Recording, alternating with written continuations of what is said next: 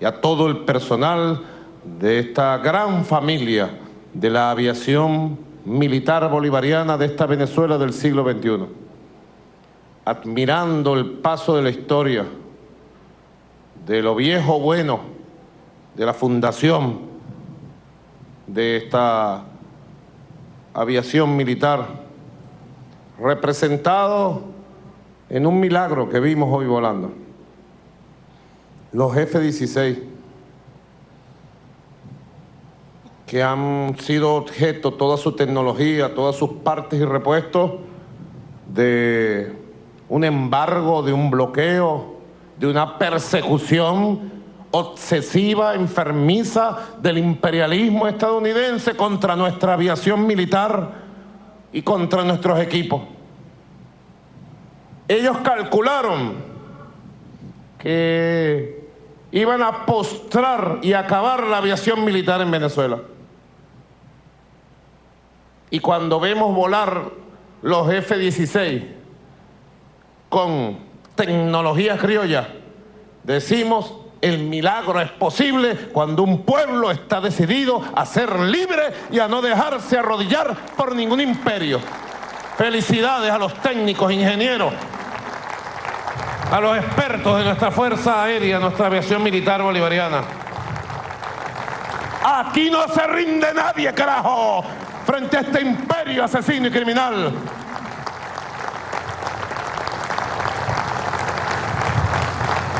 Pero no solo que no nos quedamos, porque uno pudiera quedarse resistiendo, ¿verdad, general en jefe? Querido camarada Padrino López, querido vicepresidente, profe Aristóbulo Isturi, querido hermano, camarada Tarek. Y no nos hemos quedado en la resistencia porque nuestro comandante Chávez dio los pasos adelante que teníamos que dar. Y ahí vimos la tecnología más avanzada, gracias a la alianza con la Federación Rusa. Qué orgullo sentimos cuando vemos los Sukhoi surcando los cielos libres y soberanos de nuestra patria venezolana. Cuando vemos la tecnología china, también, que ya llegó para quedarse. Pronto habrá buenas sorpresas sobre la llegada de nueva tecnología en aviación y en defensa aérea de la China y de Rusia para seguir haciendo nuestra patria una patria inexpugnable, de paz, soberana, independiente, libre. Ya estaba hablando yo con el general en jefe, con nuestro mayor general. Felicito al mayor general Cruz Artiaga por las valientes, sinceras y contundentes palabras que ha dado en su discurso de orden el día de hoy. Sinceras, salidas del corazón de un hombre del pueblo humilde, con moral, con honestidad. Fue el piloto del comandante Chávez durante 15 años continuos y ahora lleva el control, piloteando de manera espectacular e impecable nuestra aviación militar bolivariana. A usted, hombre del pueblo, humilde, sencillo, lo felicito, mayor general de la patria. Estaba hablando con ellos porque muchos de estos temas, ustedes saben, inversiones que tuvimos que espaciar, retardar. Agradezco la comprensión de todos y todas. Pero bueno, hemos vivido una situación que ha llevado a otros países a situaciones muy difíciles y a nosotros también. El promedio del petróleo este año, bueno, el promedio del petróleo hace 3 años fue $100 el barril. El promedio del petróleo hace 2 años fue $80 el barril. ¿Ustedes saben cuánto es el promedio este año? $34 el barril.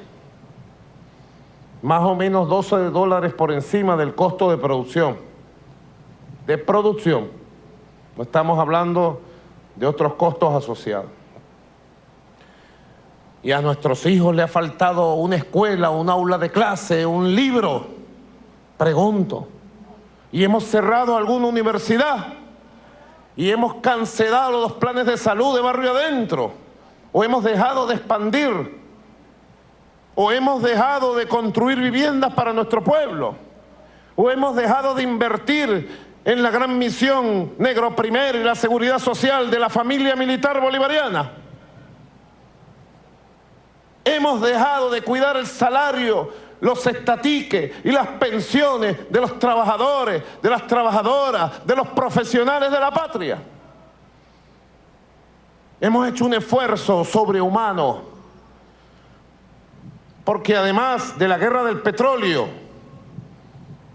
para tratar de rendir a los países libres e independientes que tenemos nuestra riqueza petrolera, hemos tenido una guerra financiera mundial, como ustedes seguramente habrán oído. Y hay que explicar muy bien en la Fuerza Armada a nuestros oficiales para elevar cada vez más la conciencia de la inmensa responsabilidad que tenemos para mantener el espíritu y la cohesión de Venezuela en estas circunstancias. Una guerra económica infernal. Ustedes, hermanos militares, hermanas militares, son protagonistas hoy de la gran misión Abastecimiento Soberano. Y saben de los que le hablo porque han conocido al monstruo desde adentro, como dijera el apóstol José Martí. Todos los días ven al monstruo desde adentro. La economía parasitaria, especuladora, bachaquera, el robo al pueblo. Pero tenemos que avanzar, como avanzaron los libertadores hace 200 años. A buen ritmo, con la estrategia clara, con la moral de quien se sabe poseedor de la causa de la historia de Venezuela, que es nuestra causa y nuestra moral. Liberando a nuestra patria, si ya la liberamos políticamente, si ya la hemos liberado a nuestra Fuerza Armada de las ataduras a los imperios, tenemos que liberar nuestra patria de la economía criminal que ha impuesto la oligarquía interna y liberarla de la guerra económica que nos han impuesto a nivel internacional en el petróleo, en las finanzas públicas. Es la gran tarea de nuestra generación, general en jefe, oficiales, hombres y mujeres, familia militar, ministros, ministras. La gran tarea de nuestra generación es echar a andar una poderosa maquinaria para que esta economía se levante con motores propios, con fuerza propia, y ir sustituyendo todos los mecanismos sustituyéndolos por nuevos mecanismos productivos, distributivos, de fijación de precios. Necesitamos un país que genere sus propias riquezas nacionales y satisfaga las necesidades crecientes de un pueblo que tiene justicia, que tiene igualdad y que es dueño de su destino gracias a la revolución bolivariana. Todo lo demás es mentira. Todo lo demás es mentira. No es en el capitalismo o nadando en las aguas de la economía parasitaria, especulativa, que nosotros vamos a ver una patria próspera. Lo digo con convicción absoluta, porque me he plantado frente a los imperios y las oligarquías, y no le tengo miedo a nada ni a nadie, ni a lo que hay ni a lo que venga. Y me he plantado porque estoy convencido de que nuestro camino es el camino de la independencia nacional, de la prosperidad económica. Y eso solo lo va a dar el socialismo nuestro, el socialismo construido con nuestra alma, con nuestra inteligencia, como han hecho ustedes para mantener volando los F-16. ¿Cómo lo han hecho? Mendigando los repuestos, arrodillándonos para que nos los vendan o produciendo nueva tecnología. Son ustedes ejemplo de lo que hay que hacer. Generales jefes, Estado Mayor conjunto, comandantes de los 4 componentes de la Milicia Nacional. Este es el ejemplo que hay que seguir para que la gran misión abastecimiento soberano vaya ocupando los espacios y liberando los espacios, los estados, los municipios, las parroquias, liberándolas de tanta economía criminal, de tanta acechanza, de tantas emboscadas, de esa oligarquía que usted nombraba, Mayor General Cruz Artiaga, de esa oligarquía que no tiene ética, que no tiene límites, no tienen límites. Hace 196 años, en Santana de Trujillo, a esta misma hora, hoy se está conmemorando en un acto, y le pedí al compañero Diosdado Cabello que fuera a dar el discurso de orden y a presidir en Santana de Trujillo los 196 años del encuentro histórico entre el general libertador Simón Bolívar y el general Pablo Morillo, jefe de las tropas imperiales de España en tierras venezolanas. 196 años. Se firmó el Tratado de la Regularización de la Guerra.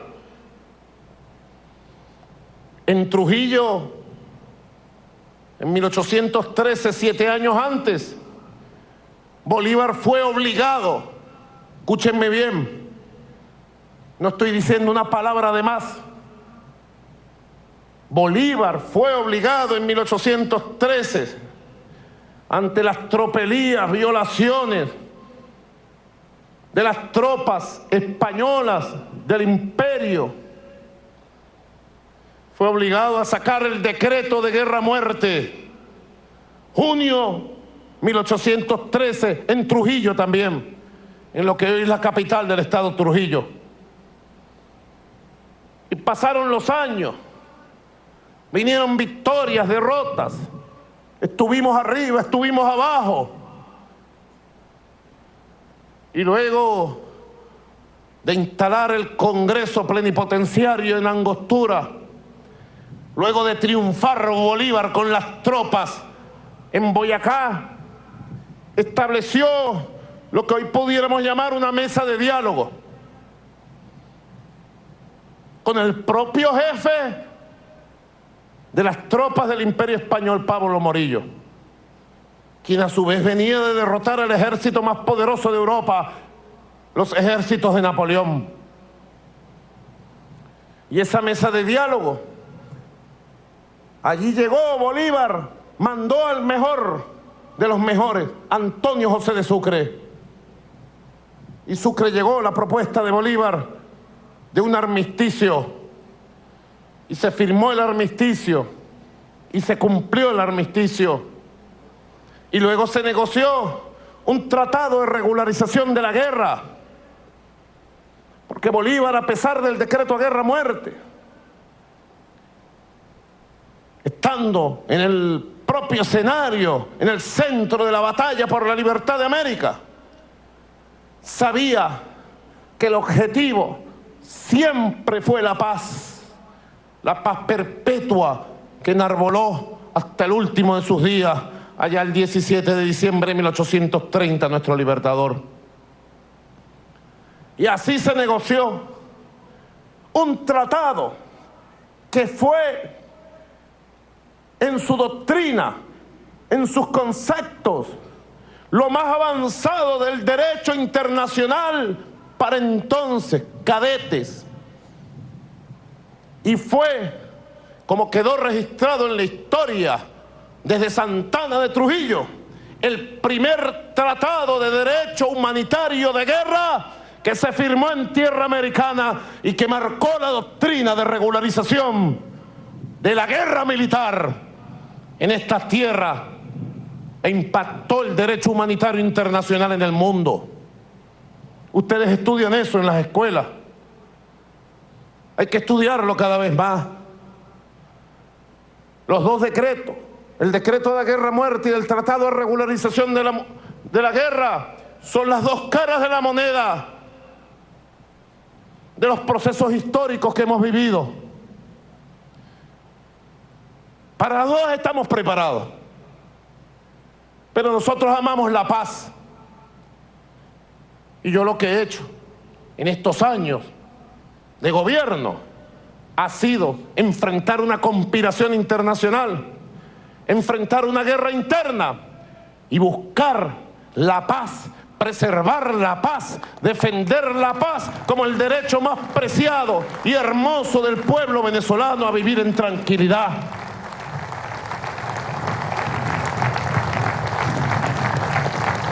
Por eso hoy invoco el